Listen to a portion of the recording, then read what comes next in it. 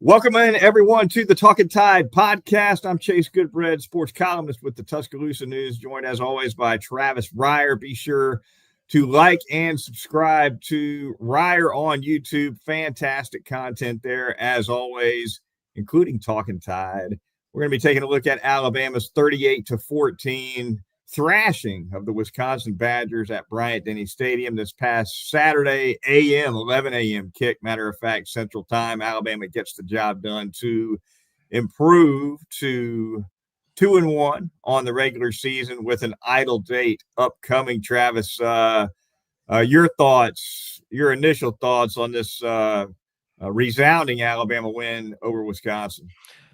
Took care of business at home, something we've seen Alabama do now a good bit under Kalen DeBoer. Whatever you think of this program in the last, I guess, season and almost a quarter at this point, his teams have been good at Bryant-Denny Stadium. And not necessarily the fast start that we saw against even Florida State with that opening possession and going down and getting the end zone. But I thought they did a nice job with complementary football. Didn't convert the fourth down on the opening possession, but Bray Hubbard makes the big takeaway. And then they convert a third down on that second possession to keep that drive alive. And then from that point forward, seemed like they kind of had their way. We talked about this a little bit, Chase, before going live here. Pretty much an outmatched Wisconsin team. Thought that would be the case going in and really played out that way. Yeah, Wisconsin did not impress me a bit. You touched on the fourth down tries. Let's start right there, because if we don't, those two fourth down tries at the beginning of the game kind of get forgotten when you win 38-14. But a 4th and 2 go for it that failed for a turnover on downs. I want to say Alabama was on its own 46, 47 in that neighborhood. Then they turn around on their very next possession. They've got a 4th and 2.5. They called that 4th and 2 in the box score, Travis, but when it's 2.5, it's really 3. But not to get box score technical on the boys. But they went for a 4th and 2, just barely in their own territory, then turn around and go for a 4th and 2.5 on the goal line. When they were lining up for the handoff to Bernard that went for the touchdown, I turned to Colin Gay, our beat writer with the Tuscaloosa News. I said, get your 3 here. Just get your 3 points. But they went for it and it paid off. What'd you think of those two calls? I didn't really mind the 4th and goal one. I thought the first one was a little bit maybe out over your skis. I know you're trying to inject some confidence and, you want to set the tone early in games. I get all that. But I tell you this, the one to Jeremy, it just reinforced who they have the utmost trust in, not only maybe on this offense, but this football team, because you line them up in the backfield. You've got 4 or 5 scholarship running backs, but it's Bernard you put back there in that sort of 2-back look, and you give him the football, and you don't really have Wisconsin fooled or anything. He just sort of did it. Got to the pylon and, got into the end zone. And I thought even on that third down to Richard Young, they didn't really get much out of that run, but I think they learned something from that play, because as the game wore on from there, you started to see them get the quick game going out the perimeter off that same action. That was RPO, and they didn't go there on the third down, probably a walk into Cuevas if they do. So they had to kind of grind it out there to get in with Bernard, but man, that guy just keeps delivering. Yeah, impressive for Bernard to turn the corner on that short touchdown run to get Alabama on the board, because if you watch that play, the linemen who pulled out in front of Bernard just were not able to get the seals on those blocks. Parker Brailsford just couldn't quite get to his guy. Was it Cam Dewberry who was the other one that pulled? I think so. Yeah, they weren't able to get the cutoffs out there. And Bernard was able to turn the corner anyway. So impressive for sure there. That's where Bernard, you look at him and he kind of looks like a running back anyway. So, there's some translation in terms of skill set and attributes, but as much as anything, that guy just typically wants it more than just about anybody else out there. Heck of a football player, no question about it. Ty Simpson, Travis, let's turn to the Alabama quarterback. He goes 24 for 29, 382 yards, 4 touchdown passes, 17 for 17 in the ULM game. So let's add that up here. That would be, with my simpleton math skills here, that would be 41 for his last 46. Pretty hard to beat that, right? Very hard to beat that. And, the first possession, there was still a little bit of anxiety, I thought, with him when it came to really sitting in there and making some throws. But you saw Nick Sheridan when he came off after that failed 4th down conversion, and they had a little conversation there. And I'm sure it was reinforced by Ryan Grubb from upstairs. You got to trust your protection. I know it's hard at times. But I thought in that second series, and again, going back to that 3rd down on that second series where he took a shot too. He took a shot on that 3rd down and still delivered a strike to Ryan Williams. And then that seemed to calm him. How many times have we heard that, by the way, from quarterbacks? I'm really better after I take that first hit. Right. And also when you take that first hit and you still deliver, seems to settle a lot of quarterbacks. And, for Ty Simpson, it was pretty much gravy after that. Yeah, he absolutely took a shot on that play you're talking about to Ryan Williams over there on the visiting sideline for a big first down. Couple of drops late in the game. Ryan Williams had a drop. I want to say Lasser Brooks had the other drop. So really could have been 26 for 29 had it not been for that. But outstanding game for Simpson, no doubt about it. Only took 1 sack on the day. Rushed for 25 yards net, so a little bit of production from him on the ground. He did have, we talked about this in previous podcasts. He did finally get burned trying to go too far over the lip on the pocket, remember? Took a big sack where he probably would have been a lot better off, I thought. Just split the guards, go straight ahead, get what you can sometimes is what you got to do. But, it's his 3rd game as a starter. That's the kind of thing you learn over time. I think after that first series, more often than not, he helped his protection. You saw him climb the pocket a couple times. He had the amazing escape from pressure where he really had 3 Badgers all over him, and he sort of spun out to his left. I think that was probably Alabama's longest run of the game. That was a 19-yarder, I think, where it was individual effort. Really, really good stuff. But yeah, I think, again, it feels like earlier and earlier in games, he is settling in. But, Georgia in a couple Saturdays on the road, that's probably where we're going to find out a lot more with Ty Simpson and this entire football team. Alabama wide receiver Ryan Williams breaks out after a rough start, obviously, at Florida State. He sat ULM with that concussion, explodes for 165 yards receiving on 5 catches, 2 touchdowns for Ryan Williams. Travis, first 100-yard game for him since Georgia of last year. So going back roughly 12 months since the last time he'd had a 100-yard game. A little bit surprising there. But, he production-wise, not necessarily it was all his fault, but last year he faded a little bit production-wise, and I think Milrose issues and the OL issues had something to do with that. I don't hang that all on Ryan Williams, but he needed a game like this, and it's good for him and the team both that he was able to kind of reestablish himself as the star that he is and can be right before a huge game against the Bulldogs in a couple weeks. Yeah, we're getting some comments here in the show live chat. By the way, we appreciate you folks tuning in live on a Sunday night. And one of those has to do with Jim McEwen here in the chat. After seeing Georgia's secondary struggle, maybe we should throw to set up the run. I think probably in Athens, you're going to see more of that. And to that point, Chase, and to yours, after what we saw from Tennessee, and we'll get more in this down the line, the vertical passing game, and Ryan's got to be a big part of that. Alabama had, I think, 9 pass plays of 15 yards or more in the game on Saturday, and Ryan was on the receiving end of 4, and it could have been more. Yeah, he was. A couple of huge plays for him on the touchdowns, 1 trick play reverse pitchback thing where literally all 5 linemen pulled out and kind of convoyed. I guess they were kind of showing some zone action right at the snap, Travis, but then they all just kind of floated to the sideline, and the next thing you know, Ryan Williams has got his hands on the ball for the second time on the play, Yep. and goes right behind those guys and hit the jet at the right time to hit the jet.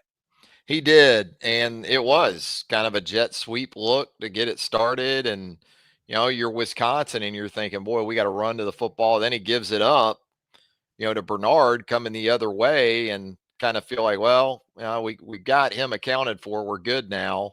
And then you throw it right back to him, and you get all 5 offensive linemen and a tight end over there.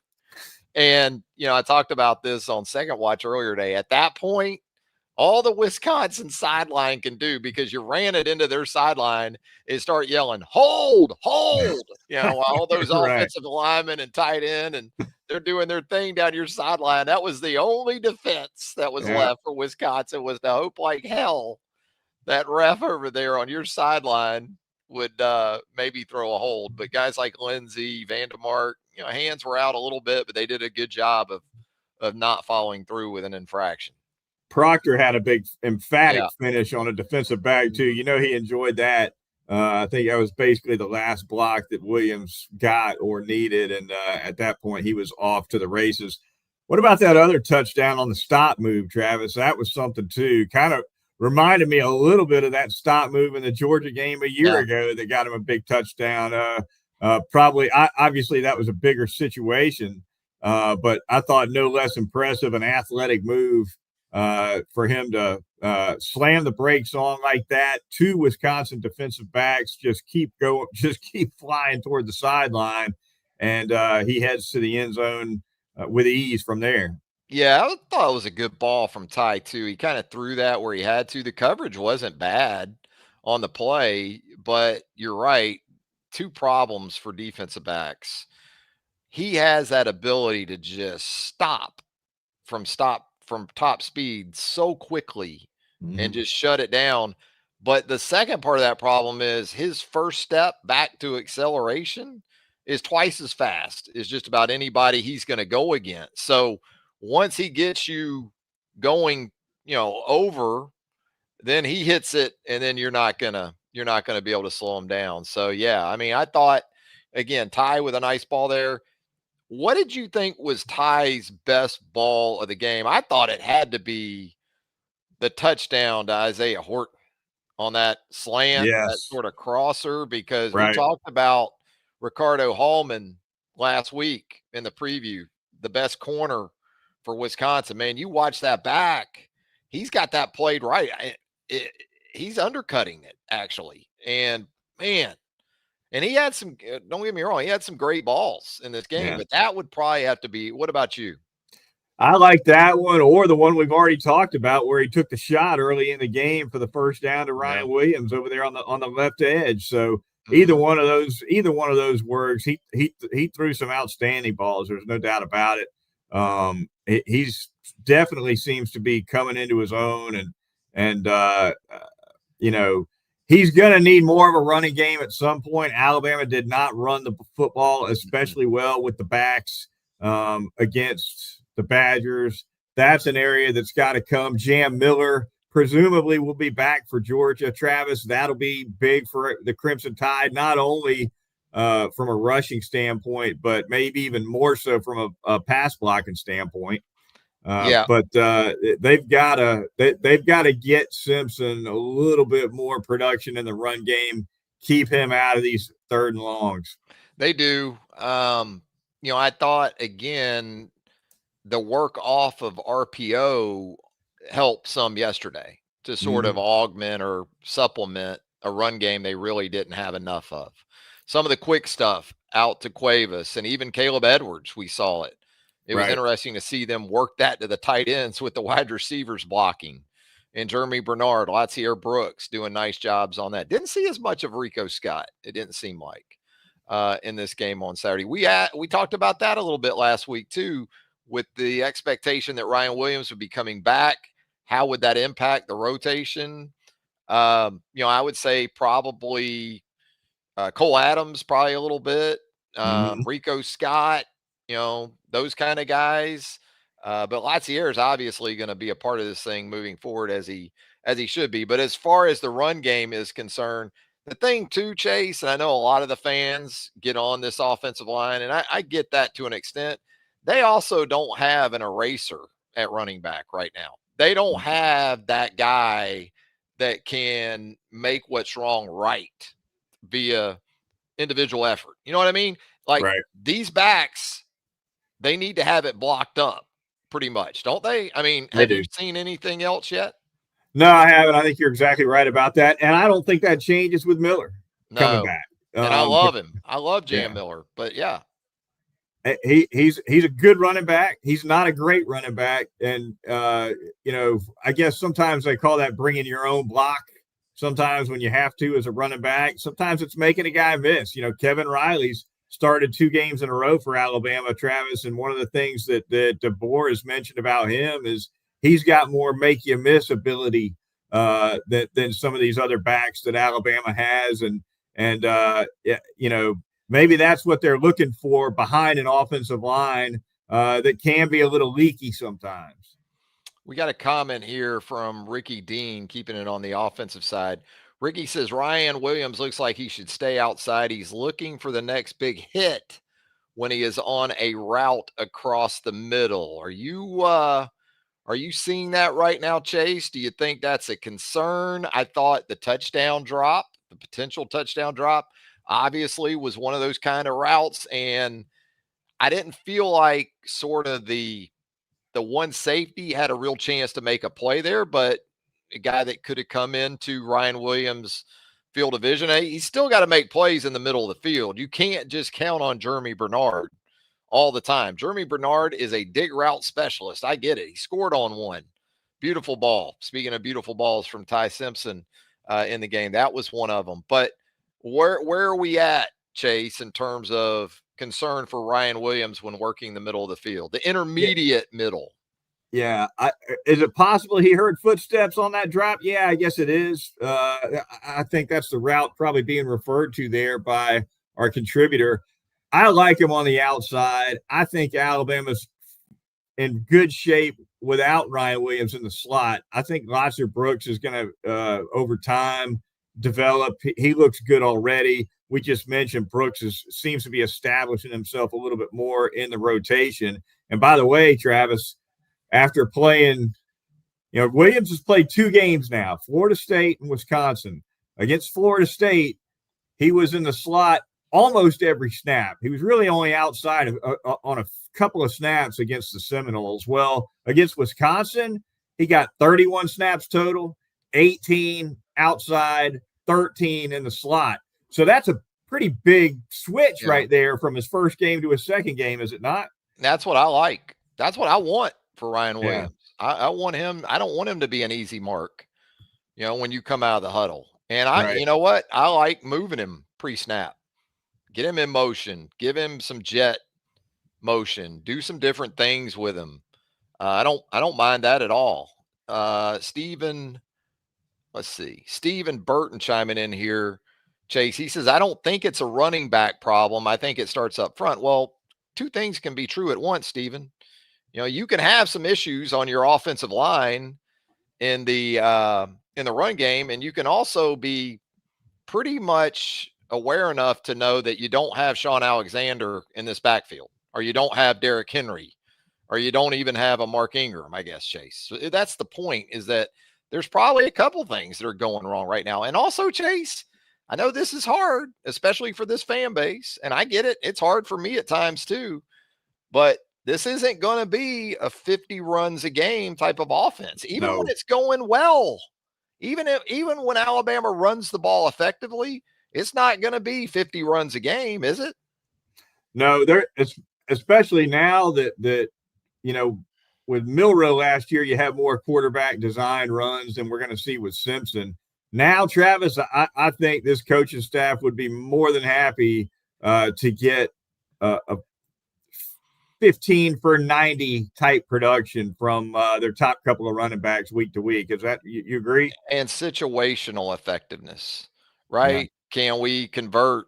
I don't care if you hand it to Jeremy Bernard or Big Al on Right. 4th and 2 from the 3 like you did on Saturday. Did you convert? Can you convert in situations where you really need to do it? So I agree, Stephen, that it definitely starts up front. But, a couple other things. They don't have that kind of back. And even if they did, I'm not sure it would be Derrick Henry in 2015 with 395 carries in 15 games. I don't think that would be the case. Let's touch on that offensive line really quickly, Travis, before we move over to the Alabama defense. We're continuing to see some rotational stuff that's not just blowout substitution kind of stuff. Starting at right tackle, Michael Carroll and Wilkin Formby. That's looking like a bit of a battle there. Wilkin Formby had 37 snaps. Carroll had 18, but they didn't wait until Carroll was the first tackle in the game that didn't start. He came in the game early enough that it's clear. I think they're looking to see what he can do, as a potential starter in this offense. So want to get your thoughts on that right tackle position, Travis, and also they continue to rotate 3 guards, Vandermark, Roberts, and Dewberry. Right. And that's is that something you see as something that could be permanent? Or are they just going to settle on 2 at some point? I could see him playing all 3 guards. I don't know why you wouldn't at this point. I mean, if you feel like Dewberry and Vandermark are your top 2 right now, I think Jaden Roberts is going to be right there with those 2. So there should be a comfortability there.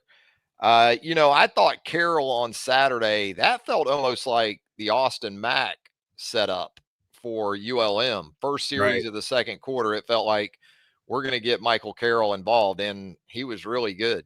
I mean, excellent while he was in there. And he was in there with Jaden Roberts. I thought that right side with those 2 in there did some really nice work. I think if you're Wilkin Formby, this isn't what you wanted in game 3, that they're starting to get a true freshman more and more involved with you. Right. You wanted to go ahead in that first couple of games and say, I am the guy at right tackle. And I just think with Carroll, it's a situation where he may just be too good to keep off the field. This thing may end up going 100% his way in the next 2 to 4 weeks or whatever. But here's the good news on that too. I mean, if it plays out that way, then you probably have a situation at tackle like you have at guard right now, where you feel like you can play one of those 3 tackles if you need to. Yeah. Yeah. I think Carroll's got a lot of potential. I do. I think I'm like you. I mean, it might be the Formby Carroll platoon in 2025 to me is so much better than the Formby Pritchett platoon of last year. There's no comparison. And Formby gets some credit for that too, because I don't think Formby's the same player. I think Formby's better than he was a year ago. At least that's how he looks to me so far. But he's dealing with a much bigger challenge in Carroll than he was in Pritchett. And I don't think Jackson Lloyd's that far away at left tackle. I think the biggest difference between Carroll and Lloyd right now is physically. I mean, Carroll is just massive and gifted in the way of being able to play from his knees and his ankles. He's not one of these big guys that's always bending from the waist. He looks like a natural pass setter in pass pro, and he doesn't lose his poise in pass pro. How many times you see it, Chase? These young tackles, when it gets to engagement and things like that, and those one-on-ones, they panic a little bit and start reaching and lunging in pass pro, and that's when you whiff. Right. Carroll seemed totally unstressed when we saw him against Wisconsin, for the most part anyway, on Saturday. All right, defensively, Travis, we're a little late getting to the defense, but good stuff on the offense for sure. The pass rush finally makes some noise for Alabama. First 4 sacks of the season. LT Overton picked one up. LT Overton, by the way, left the game I think around the beginning of the fourth quarter. So we'll see what's going on there injury-wise. The freshman London Simmons picked up a sack, as did Quay Rousseau, and Yanze Pierre picked up a sack as well. So 4 of those for Alabama. That's big for Kane Womack's pass rush. It is. They needed to see the ball go through the old hoop, didn't they? I thought Overton's sack I liked because he did the extra work he needed to do to get home. It just wasn't a bust or a blow by, and it was easy. And he had to work for that sack.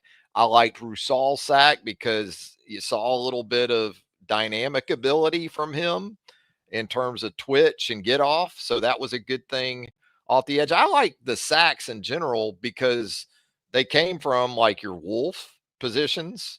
Yanze Pierre had one, came from your tackle position with Simmons, and then also from your bandit. So those spots where you're looking to get organic pressure and not have to bring your husky or a linebacker from the inside or something like that, you were able to do it with, the guys that you hope to get it from more than anybody.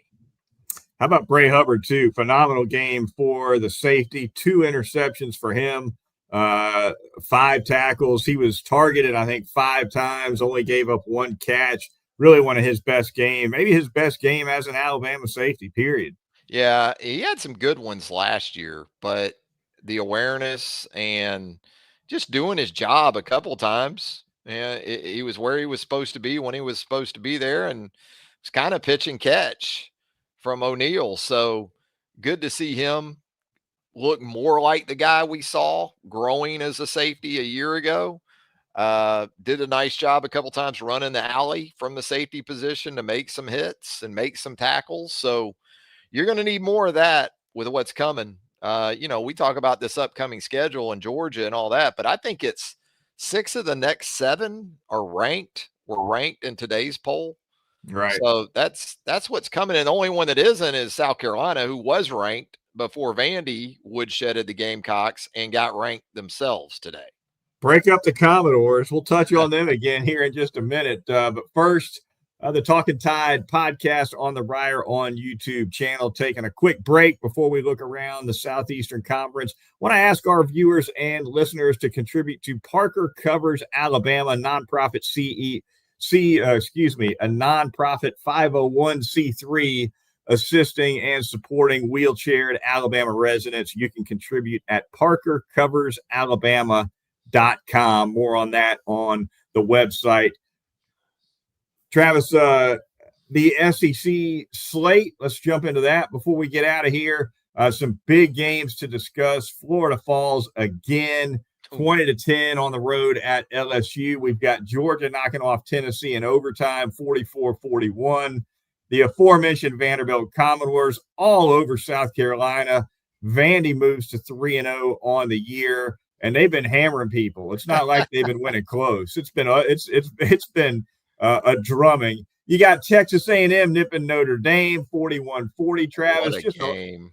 Arkansas, Ole Miss. There's a lot of good SEC action this week. The slate lived up to it. I was excited about this schedule from the past weekend going into it, and they all really delivered for the most part. A&M Notre Dame was crazy. Tyler Buckner, the Notre Dame transfer to Alabama, who transferred from Alabama back to Notre Dame, botches the PAT snap as the holder. Oof. And A&M's able to go down and win the game.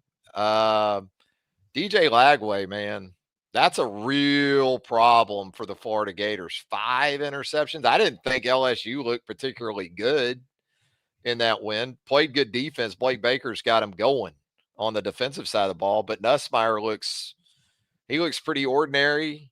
But it was enough. I mean, you pick off a guy 5 times, you're at home, you're typically going to win.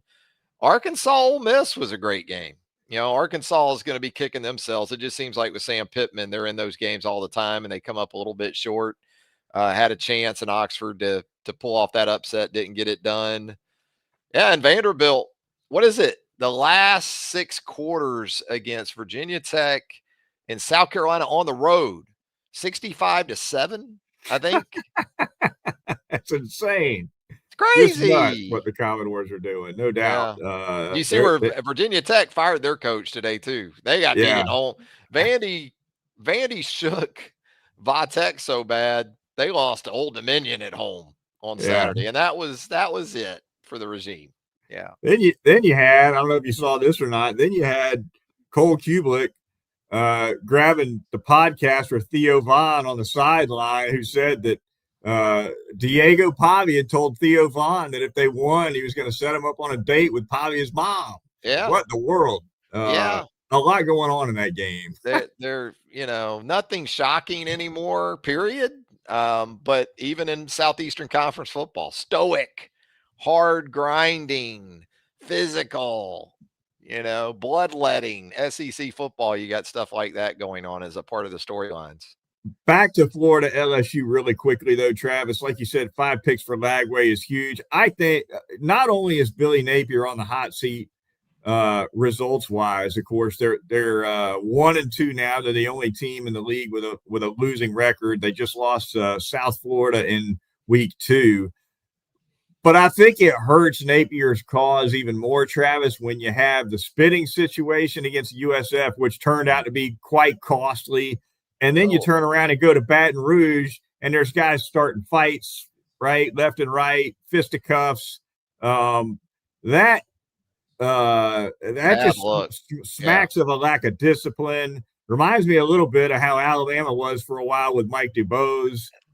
Just messy, right? That's why I thought Florida had a shot in Baton Rouge, is because I thought I saw some 99 Bama in Florida, and no, it didn't play out that way. And, there were concerns about that last year in the first half of the season, but Billy quelled that with that 5-game win streak to close out the season. Now you get to go to Miami. And if there was a fight in Baton Rouge, think about the potential for some of that stuff with the Hurricanes and the Gators getting together down in South Florida coming up on Saturday. So yeah, there's a lot to consider with Napier in Florida right now. And that schedule, man, just does not let up. I think it's Miami on the road this weekend and then Texas.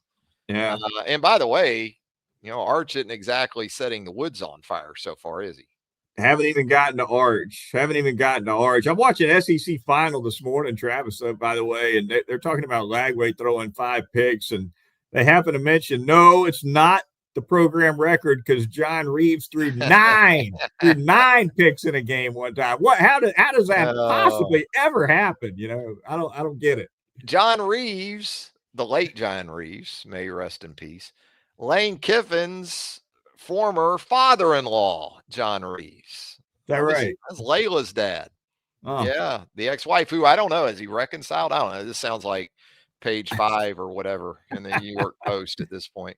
Yeah, I think maybe so. So we've kind of skirted all around what was probably the biggest game in the league for the day, and that was Georgia-Tennessee. Travis, that one was wild. Overtime it goes. Yeah. Georgia wins its 9th in a row in the series, 44-41. Tennessee out to a big lead, 21-7 after a quarter, and then Georgia just kind of ground them down from there. They did. Amazing football game. And, explosive plays. I give Gunnar Stockton a lot of credit. Georgia had that big 4th down, and he drops it in the bucket to London Humphrey to sort of keep that thing alive. And Tennessee had multiple opportunities, not just the missed field goal at the end of regulation, but Tennessee had multiple opportunities really kind of in that game before it got to overtime. And Georgia, man, you don't have to like this if you're an Alabama fan, but you watch them in some of those situations, it's eerily similar to what we saw with Nick Saban teams at Alabama. It can look awful, but they just hang in and play 4 quarters of football and kind of see what happens. And that's sort of that chin and that resiliency. I said it here on the channel after that game yesterday. Georgia, Tennessee was pretty much Georgia, Alabama from last year, except Georgia won this time. That's kind of what the Georgia, Alabama game in Tennessee in Tuscaloosa was, although Alabama was up even bigger in that one. No doubt. Finally, Arkansas and Ole Miss. I had my eye on this one, Travis. This was my spread pick, and it did not turn out well for me. A funny thing about this game, too, by the way, Ole Miss wins at 41-35, a real track meet. Could have been even higher scoring than that. This line, Travis, I don't know that I've ever seen this. It opened on Monday at Ole Miss by 12.5 at home against Arkansas. And by kickoff, that sucker had fallen to 3.5. I mean, there must have been some monster dollars going down on the That's a Razorbacks. lot. That's 15, $20 million almost. It's unbelievable. Unreal. I don't think I've been paying attention to lines for a minute or two. And I don't think I've ever seen one fall quite that far. That's a lot. Unfortunately for me, it was sitting at 7 when I recommended it. Austin Simmons, maybe some people had the info on him in terms of his health, but the backup came in. Whatever you think of Lane, man, he can get 300 passing yards out of, the mascot at Ole Miss if he needs to in game. And again, a hell of a game. Talon Green is a guy people don't talk about enough, though. The quarterback for Arkansas, and Bobby Petrino can still put it together, man, and dial it up. So you give Arkansas some credit. Didn't get over the top, but yeah, it was just a great Saturday from start to finish. I mean, you were up till midnight just about watching some of these games wrap up, and it was absolutely worth it. Yeah, Trinidad Chambliss, the backup to Austin Simmons at Ole Miss, he throws for 353. He's a transfer who came in, I think, from a Division II school. If he's the runner, if he reminded me of Blake Sims. Yeah. If there's a better number 2 quarterback in the SEC than him, I want to see it. Well, there's not a better one with a better name. I mean, no. Trinidad Chambliss, come on. Hard to beat. That guy's here for all the smoke, as the kids like to say. All right. We are no longer here for any smoke on Talkin Tide. We are going to get out of here on the Reier on YouTube channel. For Travis Reier, I'm Chase Goodbread, sports columnist with the Tuscaloosa News. Enjoyed having this Sunday nighter with our viewers and listeners. And with Alabama idle this week, Travis, I guess we won't be picking it up until midweek of Georgia week for our next episode, right? Yep, but we'll have continuing coverage right here on the channel. We'll have some SEC talk coming up with our friend Brent Beard, a little bit of NFL in the coming days as well. But absolutely, Chase, appreciate it. And everyone keep it locked right here to Reier on YouTube. That'll do it. We'll talk to y'all next time.